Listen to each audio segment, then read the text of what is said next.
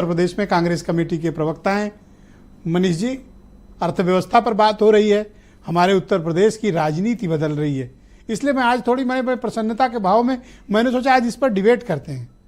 तो कैसे हम $1 ट्रिलियन की इकोनॉमी अचीव करें, उत्तर प्रदेश की अर्थव्यवस्था को मजबूत कैसे हो, हम कौन सी औद्योगिक क्रांति करें, और सरकार जिन कार्यक्रम और पॉलिसीज़ को लेकर आई है, आपकी पार्टी और आप क्या मुतमईन हैं कि वो सही है, लक्ष्य की तरफ बढ़ना उचित है, या फिर पॉलिसी और प्रोग्राम्स में चेंज चाहते हैं? थोड़ी थोड़ी सारी बात कर लेते हैं। बीमारू स्टेट्स की बात कर रहे थे मुख्यमंत्री योगी आदित्यनाथ जी की, बीमारू से विकसित की तरफ ले जाएंगे। तो पहले तुमको ये समझना चाहिए कि ये टर्म कहां से आया था। आशीष बोस साहब डेमोग्राफर है, 1985 में राजीव गांधी जी को उन्होंने एक पत्र लिखा, वो पेपर लिखा था, उसमें इसका इस्तेमाल किया था।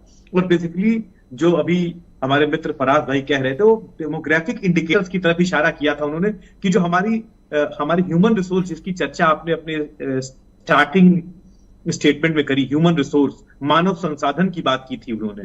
तो मानव संसाधन जब स्वस्थ होता है, शिक्षित होता है, प्रशिक्षित होता है, तो वो किसी देश के किसी आपके मानव संसाधन की स्थिति क्या है, ये बहुत किसी से छिपी नहीं हुई है। अगर आप फर्टिलिटी रेट की बात करेंगे तो आपका जो इंडिकेटर है वो सबसे खराब है पूरे भारत में। अगर आप लाइफ एक्सपेक्टेंसी की बात करेंगे तो आप नेशनल एवरेज से पीछे हैं। अगर आप लिटरेसी रेट की बात करेंगे तो आप नेशनल जो एवरेज है उससे कम है। अगर आप पर कैपिटा इनकम की बात करेंगे तो भारत में आप 28वें नंबर पर हैं। अगर आप हेल्थ इंडिकेटर्स की बात करेंगे तो नीति आयोग, हमारा नहीं है, केंद्र सरकार का है, वो 19 राज्यों का सर्वे करता है और यूपी को 18वें पर स्थान देता है। अब ये बात, अब इसको और आगे बढ़ाते हुए 1 ट्रिलियन की तरफ ले जाते हैं। देखिए, ऐसा साहब फेंक देने में, जुमले उछाल देने में कुछ जाता नहीं है।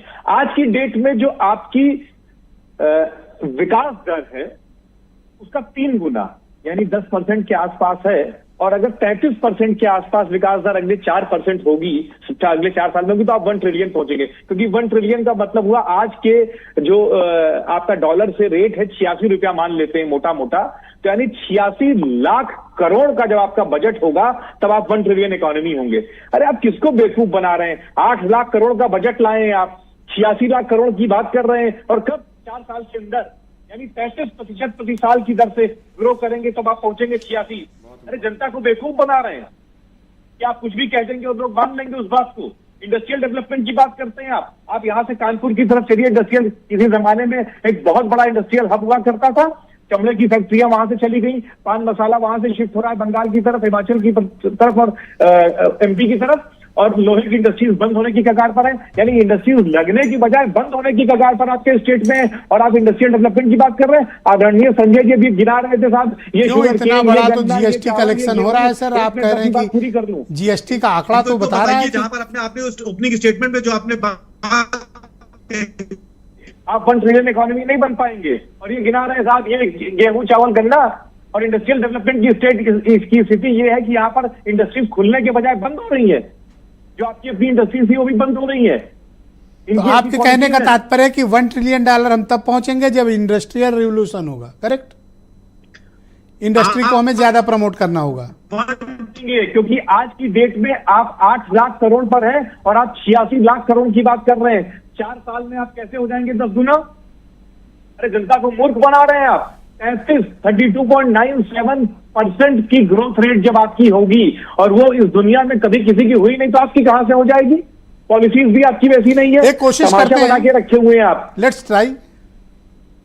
अरे भाई, सवाल इस बात का है कि आपको झूठ बोलकर अगर भोली भाली जनता को मूर्ख बनाना है तो वो तो आपके ऊपर है, आप कुछ भी कर सकते हैं। बहुत शुक्रिया आपका मनीष जी। मैं शुद्धोती